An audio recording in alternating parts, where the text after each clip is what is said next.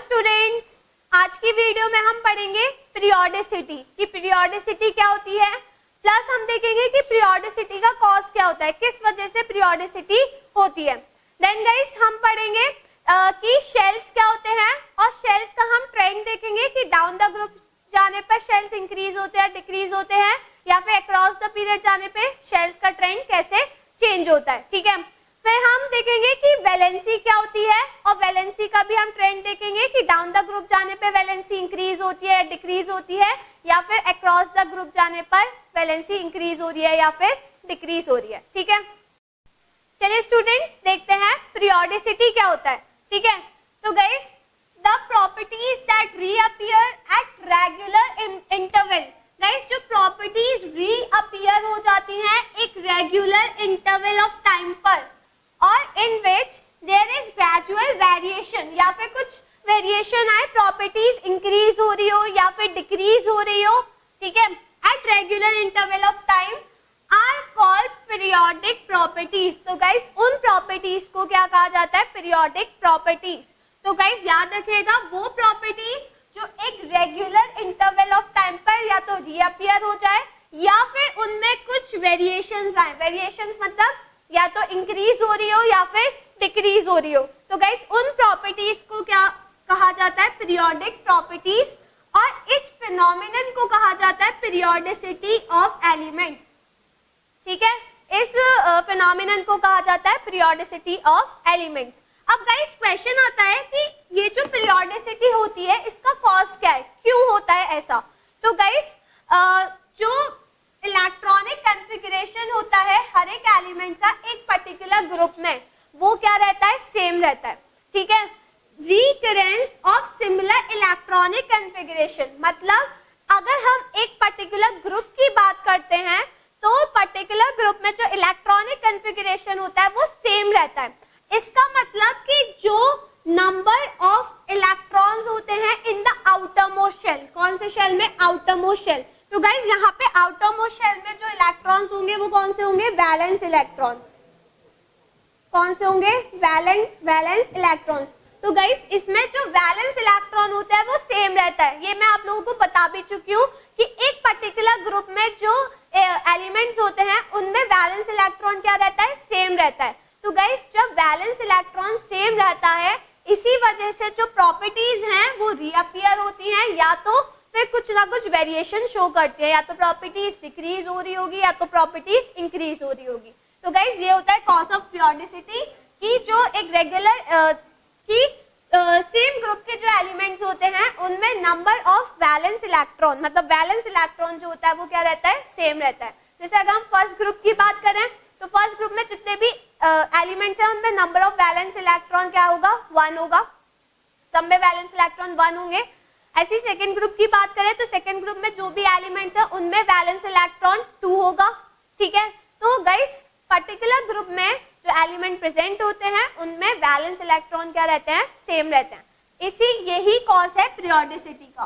ठीक है, तो गाइस जो वैलेंस इलेक्ट्रॉन है, वैलेंस इलेक्ट्रॉन जो होते हैं वो शो करते हैं उनकी प्रॉपर्टीज को, मतलब जो भी केमिकल प्रॉपर्टीज होती है एलिमेंट की वो डिपेंड होती है वैलेंस इलेक्ट्रॉन पे। अगर एक ग्रुप में एलिमेंट्स में वैलेंस इलेक्ट्रॉन सेम है तो इसका मतलब जो प्रॉपर्टीज होंगी वो भी क्या रहेंगी, सेम होंगी। तो गाइस याद रखिएगा एक ग्रुप के एलिमेंट्स, अगर हम एक ग्रुप की बात करते हैं तो उसमें जितने भी एलिमेंट्स होते हैं उनमें वैलेंस इलेक्ट्रॉन सेम रहते हैं। वैलेंस इलेक्ट्रॉन सेम रहने का मतलब होता है कि जो प्रॉपर्टीज हैं उनकी वो भी क्या रहेंगी, सिमिलर रहेंगी। ठीक है, चलिए स्टूडेंट्स अब हम देखते हैं कि शेल्स क्या होता है। ठीक है, तो शेल्स को ऑर्बिट्स भी कहा जाता है। ठीक है, अगर कहीं ऑर्बिट्स आए तो कंफ्यूज मत हो जाइएगा, शेल्स को ऑर्बिट्स भी कहते हैं।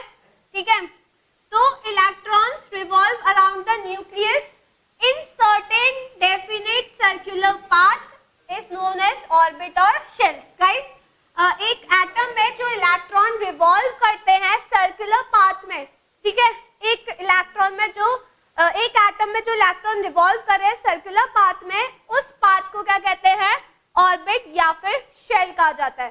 गाइस ये जो ऑर्बिट और शेल होता है ये इमेजिनरी होता है। ठीक है, जैसे सोलर सिस्टम में क्या होता है, सन सेंटर में होता है और उसके आसपास जो प्लैनेट्स होते हैं वो रेवोल्यूट करता है, ठीक है। सेम गाइस एटम में होता है कि बीच में न्यूक्लियस होता है और न्यूक्लियस के आसपास जो इलेक्ट्रॉन होते हैं वो घूमते हैं। तो गाइस जो इलेक्ट्रॉन घूम रहे हैं एक इमेजिनरीली पाथ में, उस पाथ को कहा जाता है ऑर्बिट्स या फिर शेल्स, ठीक है। गाइस अब हम देखते हैं ट्रेंड कि number of shells down the group जाने पे कैसे चेंज होती है और अक्रॉस द पीरियड जाने पे कैसे ट्रेंड चेंज होता है, ठीक है। तो गाइस अगर हम डाउन द ग्रुप की बात करते हैं तो गाइस डाउन द ग्रुप हम देखते हैं from top to bottom, from top to bottom देखा जाता है, ठीक है। तो गाइस अगर हम फ्रॉम टॉप टू बॉटम की बात करते हैं तो डाउन द ग्रुप जा रहे हैं, हम कैसे जा रहे हैं, डाउन द ग्रुप। तो गाइस डाउन द ग्रुप जाने पे जो नंबर ऑफ शेल होती है वो क्या करती है, इंक्रीज करती है, ठीक है। याद रखिएगा डाउन द ग्रुप जाने पर जो नंबर ऑफ शेल होती है वो इंक्रीज होती है। क्यों, क्योंकि गाइस जब हम डाउन द ग्रुप जाते हैं तो पीरियड बढ़ते जाते हैं, पीरियड बढ़ रहे हैं तो नंबर ऑफ शेल क्या होगी, इंक्रीज होगी, ठीक है। अगर हम अक्रॉस द पीरियड की बात करते हैं तो गाइस अक्रॉस द पीरियड हम देखते हैं from left to right. Guys हम पीरियड कहां से देखते हैं, फ्रॉम लेफ्ट टू राइट, ठीक है। तो जब हम फ्रॉम लेफ्ट टू राइट देखते हैं तो अक्रॉस द पीरियड जाने पर फ्रॉम लेफ्ट टू राइट जो नंबर ऑफ शेल होती हैं वो कैसी रहती है, सेम रहती है, ठीक है। क्यों सेम रहती है, क्योंकि गाइस जब हम अक्रॉस द पीरियड जा रहे हैं तो एक पीरियड पे जा रहे हैं, अगर हम सेकंड पीरियड की बात करें तो अगर हम सेकंड पीरियड में जा रहे हैं cross the period from left to right तो गाइस जो नंबर ऑफ शेल होंगी वो सेम रहेगी। क्यों, क्योंकि उसका पीरियड क्या है, सेम है। अगर हम सेकंड पीरियड की बात करते हैं तो सेकंड पीरियड ही तो है ये पूरा, तो अगर सेकंड पीरियड है तो जो नंबर ऑफ शेल होंगी वो क्या होंगी, सेम होंगी, क्योंकि पीरियड जो होता है वो शेल के बराबर होता है, ठीक है। तो अगर सेकंड पीरियड है तो सेकंड पीरियड में जितने भी एलिमेंट होंगे उनमें शेल क्या रहेंगी, सेम रहेंगी। अगर थर्ड पीरियड की बात करते हैं तो थर्ड पीरियड में जितने भी एलिमेंट्स होंगे उसमें जो शेल होगी वो सेम रहेगी। तो याद रखिएगा डाउन द ग्रुप जाने पर जो नंबर ऑफ शेल होती है वो इंक्रीज करती है from top to bottom, across the period जाने पर फ्रॉम लेफ्ट टू राइट जो नंबर ऑफ शेल होती है वो सेम रहती है, ठीक है। चलिए गाइस अब हम देखते हैं कि वैलेंसी क्या होती है, ठीक है। तो valency denotes the combining capacity of the atom of an element. Guys जो वैलेंसी होती है वो कंबाइनिंग कैपेसिटी होती है of the atom of an element की। अगर हम एक और डेफिनेशन की बात करें तो जो वैलेंसी होती है वो इक्वल होती है to the number of electron an element can donate और एक्सेप्ट और शेयर।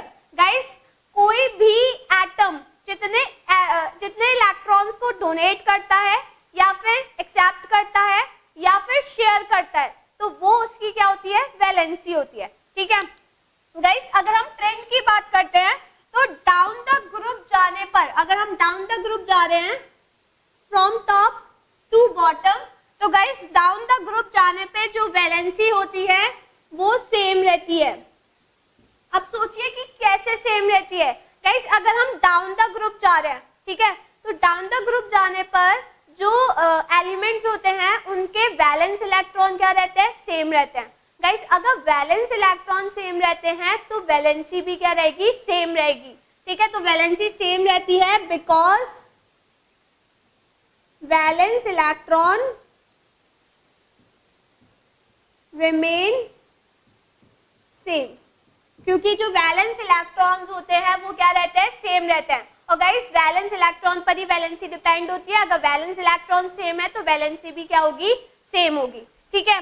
बट गाइस अगर हम अक्रॉस द पीरियड की बात करते हैं, अगर हम अक्रॉस द पीरियड जा रहे हैं फ्रॉम लेफ्ट टू राइट तो गाइस वैलेंसी पहले इंक्रीज करती है टिल 14 ग्रुप और उसके बाद वैलेंसी डिक्रीज करती है। तो गाइस इसमें आएगा फर्स्ट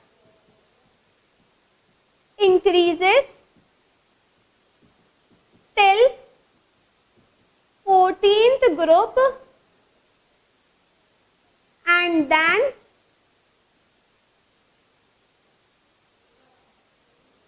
decreases, ठीक है गाइस। तो अगर हम अक्रॉस द पीरियड जा रहे हैं फ्रॉम लेफ्ट टू राइट तो जो वैलेंसी होगी फर्स्ट इंक्रीज होगी टिल 14 ग्रुप तक, डिक्रीज होगी। तो गाइस अगर अक्रॉस द पीरियड की बात कर रहे हैं तो पहले वैलेंसी इंक्रीज होती है ऐसे 1 2 3 4, ठीक है, और फिर ये 4 होती है 14 ग्रुप पर और फिर डिक्रीज होती है 3 2 1 0, ठीक है। तो इस टाइप से क्रॉस द पीरियड चलता है 1 2 3 4 और ये हो जाएगा 14 ग्रुप और यहाँ से फिर 3 2 1 0, ठीक है। तो आप देख सकते हो अक्रॉस द पीरियड जाने पे पहले वैलेंसी इंक्रीज हो रही है और फिर वैलेंसी क्या होती है, डिक्रीज होती है। तो गाइज ये तो हो गया फर्स्ट ग्रुप, अगर ये है तो ये है फर्स्ट ग्रुप, ये है सेकेंड ग्रुप, ये है 13th ग्रुप, ये है 14th ग्रुप, ये है 15th ग्रुप, ये 16th ग्रुप, ये 17 और ये 18, ठीक है। तो पहले 14 ग्रुप तक तो इंक्रीज हो रही है और देन 14 ग्रुप के बाद क्या हो रही है, डिक्रीज हो रही है। तो ये याद रखिएगा जो वैलेंसी होती है डाउन द ग्रुप जाने पर सेम रहती है बट अक्रॉस द पीरियड जाने पर पहले इंक्रीज होती है और फिर डिक्रीज होती है, ठीक है। गाइस अब हम सीखेंगे कि हम वैलेंसी कैसे निकालते हैं, ठीक है। गाइस जब वैलेंसी निकलती है वो वैलेंस इलेक्ट्रॉन की हेल्प से निकलती है, ठीक है। ये याद रखिएगा कि जो वैलेंसी निकलती है वो वैलेंस इलेक्ट्रॉन्स की हेल्प से निकलती है, ठीक है। गाइस अगर किसी भी एलिमेंट में वैलेंस इलेक्ट्रॉन 1 2 3 या फिर 4 होते हैं, ठीक है। अगर इन चारों में से अगर वैलेंस इलेक्ट्रॉन प्रेजेंट है किसी भी एलिमेंट में तो गाइस अगर 1 वैलेंस इलेक्ट्रॉन है तो यहाँ पे मैं लिखी हूँ वैलेंसी, ठीक है, ये है वैलेंसी। तो गाइस अगर 1 वैलेंस इलेक्ट्रॉन है ये हो गए वैलेंस इलेक्ट्रॉन, तो इसकी वैलेंसी क्या होगी 1। अगर 2 वैलेंस इलेक्ट्रॉन है तो वैलेंसी 2 रहेगी, अगर 3 वैलेंस इलेक्ट्रॉन है तो वैलेंसी 3 रहेगी और अगर 4 वैलेंस इलेक्ट्रॉन है तो वैलेंसी 4 रहेगी। ये याद रखिए कि अगर किसी भी एलिमेंट में 1 2 3 या फिर 4 वैलेंस इलेक्ट्रॉन है तो उसकी वैलेंसी सेम रहती है जो वैलेंस इलेक्ट्रॉन होता है, ठीक है। बट गाइस अगर 5 6 7 या फिर 8 है, ठीक है, तो क्या होगा, तो गाइस इन सबको हम 8 में से माइनस कर देते हैं, इन सबको 8 में से माइनस।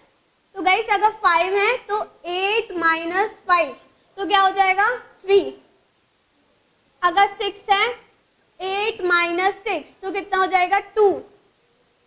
अगर 7 है तो 8 माइनस 7 तो कितनी हो जाएगी 1 और अगर 8 है तो 8 माइनस 8 तो कितनी हो जाएगी 0, ठीक है। तो गाइस याद रखिए कि अगर वैलेंस इलेक्ट्रॉन 1 2 3 4 है तो वैलेंसी भी 1 2 3 4 रहेगी, बट अगर वैलेंस इलेक्ट्रॉन 5 6 7 या 8 है तो सबको 8 में से माइनस करना होता है। तो 8 minus 5 3, 8 minus 6 2, 8 minus 7 1, 8 minus 8 0। Guys बस एक हीलियम के केस में नहीं होता ऐसा। हीलियम जो है, हीलियम का जो एटॉमिक नंबर होता है वो 2 होता है, ठीक है, तो इसकी वैलेंसी तो 2 होनी चाहिए थी, बट गाइस इसकी वैलेंसी 0 होती है। क्यों? क्योंकि जो हीलियम होता है वो एक इनर्ट गैस है, ना इलेक्ट्रॉन लेने की जरूरत ना इलेक्ट्रॉन देने की जरूरत, ड्यूप्लेट बनाता है, ठीक है। तो हीलियम की जो वैलेंसी होती है वो 2 रहती है, सॉरी हीलियम की जो वैलेंसी होती है वो 0 रहती है, ठीक है। तो याद रखिएगा इसका एटॉमिक नंबर 2 है तो वैलेंसी तो 2 होनी चाहिए थी इस हिसाब से, पर गाइस हीलियम की जो वैलेंसी होती है वो 0 होती है क्योंकि हीलियम एक इनर्ट गैस है, ठीक है। तो इस टाइप से आप वैलेंसी निकालेंगे। अब हम इसको एग्जाम्पल की हेल्प से समझते हैं, ठीक है गाइस। हम एग्जाम्पल ले रहे हैं सोडियम का। तो गाइस सोडियम का जो एटॉमिक नंबर होता है वो होता है 11, ठीक है, सोडियम का एटॉमिक नंबर 11 होता है। इलेक्ट्रॉनिक कन्फिगरेशन हो गई 281, ठीक है गाइस। अब इसमें वैलेंस इलेक्ट्रॉन कितना है 1, तो वैलेंसी भी कितनी होगी 1, ठीक है। एक और एग्जांपल ले रहे हैं हम ले रहे हैं ऑक्सीजन।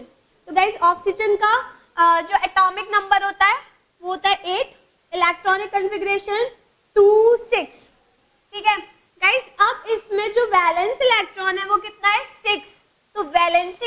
आने के लिए हमें क्या करना पड़ेगा, 8 - 6, क्योंकि बताया कि अगर 6 वैलेंस इलेक्ट्रॉन है तो क्या करते हैं 8 - 6, तो गाइस जो वैलेंसी आएगी वो कितनी आएगी 2। ठीक है, एक और एग्जांपल ले रहे हैं हम, एक ले रहे हैं कैल्शियम का। ठीक है गाइस, कैल्शियम का जो एटॉमिक नंबर होता है वो होता है 20, इलेक्ट्रॉनिक कॉन्फ़िगरेशन हो जाएगी 2 8 8 2। ठीक है, तो गाइस 2 क्या हो गया इसका वैलेंस इलेक्ट्रॉन। अगर वैलेंस इलेक्ट्रॉन 2 है तो गाइस वैलेंसी कितनी हो जाएगी 2 हो जाएगी। ठीक है, तो इस टाइप से आप लोग वैलेंसी निकालेंगे।